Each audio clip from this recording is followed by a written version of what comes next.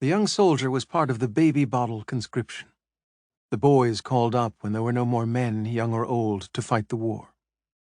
Victor Dalmau received him, with the other wounded, taken from the supply truck and laid out like logs on mats placed over the cement and stone floor of the Estación del Norte, where they had to wait for other vehicles to take them to the hospital centers.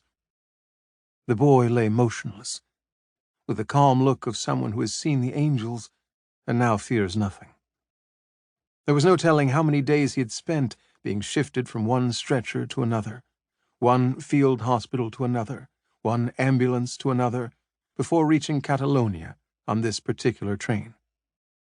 At the station, doctors, paramedics, and nurses evaluated the soldiers, immediately dispatching the most serious cases to the hospital, and classifying the others according to the part of the body where they had been wounded.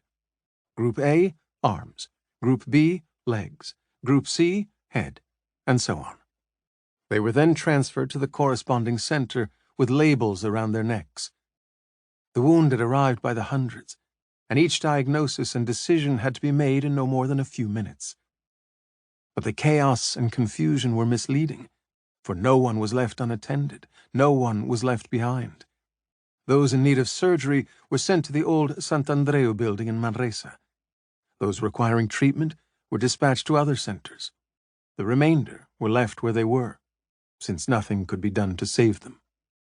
Volunteer women would moisten their lips, whisper to them, and comfort them as if they were their own children, in the knowledge that somewhere else another woman might be cradling their own son or brother. Later, the stretcher-bearers would take them to the morgue. The little soldier had a wound in his chest, and the doctor, after a swift examination during which he could detect no pulse, decided the boy was beyond all help and had no need of either morphine or consolation. On the battlefield, they had strapped a bandage around his chest to protect the wound with an inverted tin plate, but nobody knew how many hours or days, how many trains ago that had been. Dalmau was there to assist the doctors.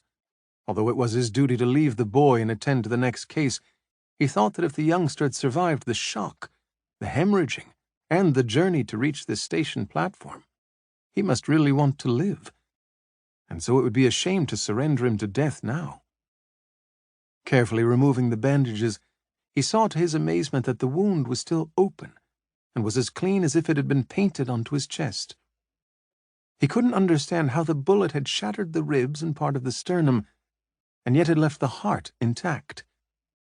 Having worked for nearly 3 years on the side of the Republicans in the Spanish Civil War, at first on the fronts at Madrid and Teruel, and then at the evacuation hospital at Manresa, Victor Dalmau thought he had seen everything, become immunized to the suffering of others, but he had never seen an actual beating heart.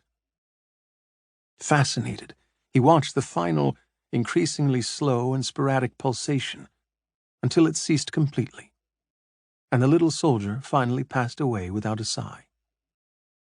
For a brief moment, Dalmau simply stood there, contemplating the red hole where the heartbeats had ceased. This was to be his most stubborn, persistent memory of the war. That 15 or 16-year-old boy, still smooth-cheeked, filthy with the dirt of battle and dried blood, laid out on a stretcher with his heart exposed to the air.